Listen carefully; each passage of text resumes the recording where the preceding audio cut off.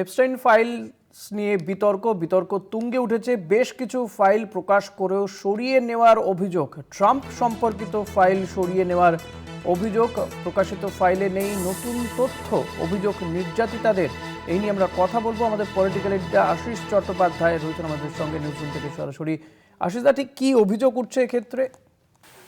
দেখো, অদ্ভুত রহস্যজনক ঘটনা ঘটছে মার্কিন দেশে।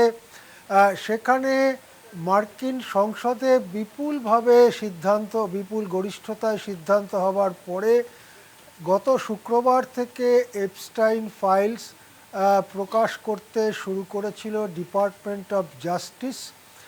এপস্টাইন সম্পর্কে একটু কথা বলে নেওয়া যেতে পারে কলকাতা টিভির দর্শকদের উদ্দেশ্যে, যে এপস্টাইন একজন অভিযুক্ত ব্যক্তি যার নাকি পেশা ছিল নানান প্রলোভন দেখিয়ে নাবালিকাদের সংগ্রহ করা এবং তাদেরকে তার কোনো বিলাসবহুল রিসর্টে বা অন্য কোথাও নিয়ে যাওয়া। রিসর্টগুলো অনেক সময় মার্কিন দেশের মূল ভূখণ্ডের বাইরে কোনো দ্বীপে হতো বা মার্কিন দেশের মূল ভূখণ্ডের মধ্যেও হতো, এবং বিপুল টাকা নিয়ে বিভিন্ন ব্যবসায়ী, রাষ্ট্রনেতা, রাজনীতিক তাদের সঙ্গে সেই নাবালিকাদের যৌন সংসর্গ করিয়ে দিত এই এপস্টাইন। এই অভিযোগে তাকে একাধিকবার কারাবাস করতে হয় এবং তার সর্বশেষ কারাবাসের সময় তিনি রহস্যজনক পরিস্থিতিতে মারা যান।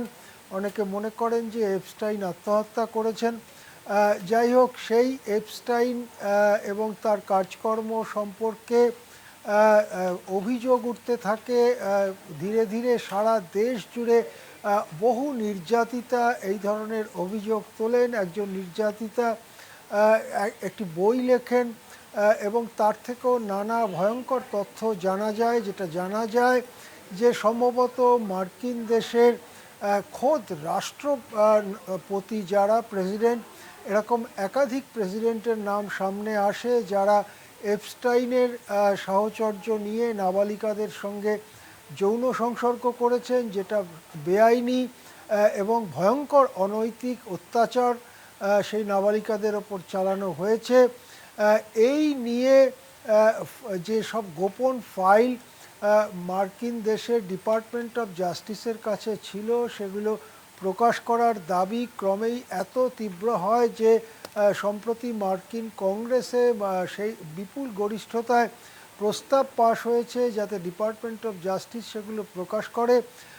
গত শুক্রবার থেকে সেই ফাইলগুলো প্রকাশ করা শুরু হয় এবং প্রকাশ করার পরেই দেখা যায় যে 16টি ফাইল যা প্রকাশ করা হয়েছিল কিছুক্ষণের মধ্যেই সেগুলোকে তুলে নেওয়া হয়। যেটা অভিযোগ উঠছে তার মধ্যে এপস্টাইনের সঙ্গে ট্রাম্পের সম্পর্ক বা সংযোগ স্পষ্ট প্রমাণ হতে পারে, এরকম একটি ফাইলও তুলে নেওয়া হয়। এছাড়া যে ফাইলগুলো আপলোড করা হয়েছে, যে ফাইলগুলো রাখা হয়েছে, সেগুলোকে বলা হচ্ছে হেভিলি রিডাক্টেড অর্থ করা হচ্ছে যে খুব দারুণভাবে সংশোধিত বা সম্পাদিত করা হয়েছে।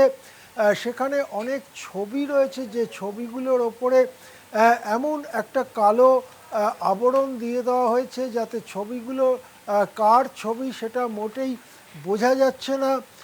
অন্যান্য জায়গাতেও টেক্সট ইত্যাদি সেগুলো দারুণভাবে সম্পাদনা করা হয়েছে, অর্থাৎ ছেঁটে ফেলা হয়েছে বা অন্যভাবে হাজির করা হয়েছে যাতে মূল অভিযুক্ত, বিশেষ করে ক্ষমতাশালী যারা বর্তমান প্রেসিডেন্ট ডোনাল্ড ট্রাম্প, তার বিরুদ্ধে সরাসরি অভিযোগ উঠছে, প্রাক্তন প্রেসিডেন্ট, অন্যান্য দেশের বড় বড় রাষ্ট্রনেতা, ব্রিটেনের রাজ পরিবারের সদস্য, তাদের সম্পর্কেও অভিযোগ উঠছে। সেই সব অভিযোগকে হালকা করতে হেভিলি রিডাক্টেড ফাইলস, দারুণভাবে সংশোধিত সম্পাদিত ফাইলসই নাকি এখানে উঠেছে। এটা নিয়ে আবার দারুণ শোরগোল পড়ে গেছে মার্কিন যুক্তরাষ্ট্রে। যারা নির্যাতিতা এবং তাদের পরিবারের লোকজন, তারা একটার পর একটা পোস্ট করে সমাজ মাধ্যমে জানাচ্ছেন যে কোনো কাজের নয় এই ফাইলগুলো যেভাবে ডিপার্টমেন্ট অফ জাস্টিস তুলেছেন। অনেকে মনে করছেন যে এর পেছনে ট্রাম্পের হাত আছে, ট্রাম্পই চেষ্টা করছেন নিজের এবং বড় প্রভাবশালী যারা তাদের নামটাকে আড়াল করতে। অনেকে মনে করছেন ডিপার্টমেন্ট অফ জাস্টিসের মধ্যে, সেই মন্ত্রকের মধ্যেই এমন কোনো শক্তি আছে যারা এগুলোকে, এই ফাইলগুলোকে ঠিকমতো প্রকাশ হতে দিচ্ছেন না। আরও বহু ফাইল রয়েছে, এমনটা জানা যাচ্ছে যে আরও বহু ফাইল রয়েছে যে ফাইলগুলো এখনও প্রকাশ করা হয়নি। সব মিলিয়ে ট্রাম্পের বিরুদ্ধে জনমত কিন্তু ক্রমশই বড় হচ্ছে, ট্রাম্পের বিরুদ্ধে ক্ষোভ ক্রমশই বড় হচ্ছে মার্কিন যুক্তরাষ্ট্রে। ইতিমধ্যেই তার অন্যান্য কাজ, অর্থনীতি ইত্যাদি অন্যান্য কাজ, সেগুলো নিয়ে যেমন ক্ষোভ বাড়ছে, তেমনি সম্প্রতি এই এপস্টাইন ফাইলস প্রকাশ করা এবং সেটাকে বিকৃতভাবে প্রকাশ করেও সঙ্গে সঙ্গে কিছু ফাইল সরিয়ে নেওয়া, এই সব নিয়ে গোটা মার্কিন দেশ জুড়ে ট্রাম্পের বিরুদ্ধে ক্ষোভ ক্রমশই বাড়ছে। ধন্যবাদ আশিস দা, কথা বলছিলাম আমাদের পলিটিক্যাল এডিটর আশিস চট্টোপাধ্যায়ের সঙ্গে।